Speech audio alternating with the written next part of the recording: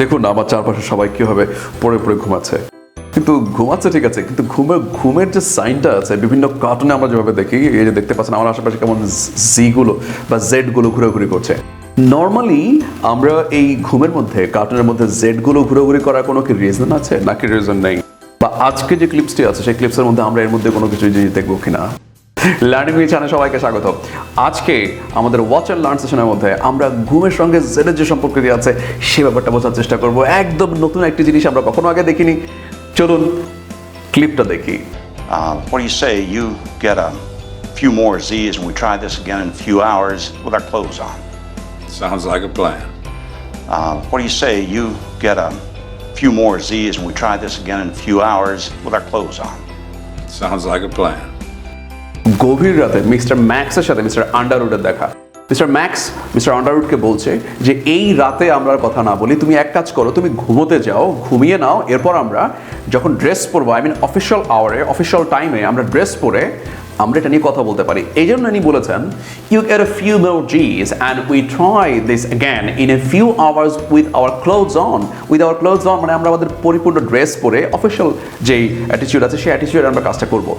এখন এখানে প্রশ্ন হচ্ছে you get a few more Z's বলতে জেড এস দিয়ে, জেড মানে এস মানে অনেকগুলো জি জি জি বোঝাচ্ছে, যেটা আমরা কিছুক্ষণ আগে আমাদের যে কার্টুনগুলোতে লক্ষ্য করলাম ঘুমের ক্ষেত্রে আমরা এই জেড এর কিছু প্রভাব লক্ষ্য করেছিলাম।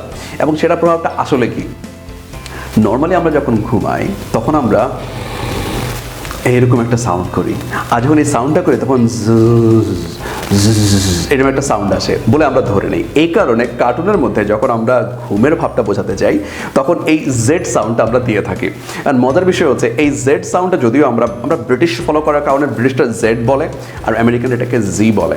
এই ফ্রেজটাই হচ্ছে অ্যাকচুয়ালি আমেরিকান ফ্রেজ। ওরা যখন বলে ক্যাচ ফিউ মোর জিজ অথবা get few more Z's, let's have few more Z's, that মানে হচ্ছে ইট মিনস যে চলো একটু ঘুমিয়ে নেই, আর একটু ঘুমিয়ে নাও। এখানে যেমনটি বলেছে you get a few more জিজ মানে তুমি একটু আরো কয়েকটা জি নিয়ে নাও, মানে কিছুক্ষণ ঘুমিয়ে নাও, এটা মিন করেছে। এটা আমাদের কাছে একদম নতুন ছিল। You get a few more জিজ মানে হচ্ছে চলো একটু ঘুমিয়ে নেই, let's have few more z's, চলো একটু ঘুমিয়ে নেই। এটা ছাড়া আর কোনোভাবে কি ঘুমানোর ব্যাপারগুলোকে বলা যায়? অবশ্যই যায়। এরকম আরও অনেকগুলো এক্সপ্রেশনস রয়েছে যে এক্সপ্রেশনসগুলোতে আমরা কিন্তু ঘুমের ব্যাপারগুলো মোটামুটি বুঝতে পারি। যেমন hit the sack. Hit the sack মানে হচ্ছে স্যাকের হিট করা, মানে ব্যাপারটা ওরকম না। হিট দ্য স্যাক মানে হচ্ছে চলো তুমি পড়ে গিয়ে এটাকে হিট করো, ব্যাপারটা এই ধরনের সেন্স মিন করে। এটা ছাড়া হ্যাভ এ লাইন, এটাকেও ঘুমের ব্যাপারটা মিন করে। আবার out like a light, out like a light মানে হচ্ছে লাইটের মতো ধুপ করে পড়ে যাওয়া, ঘুমিয়ে পড়া, আউট লাইক এ লাইট।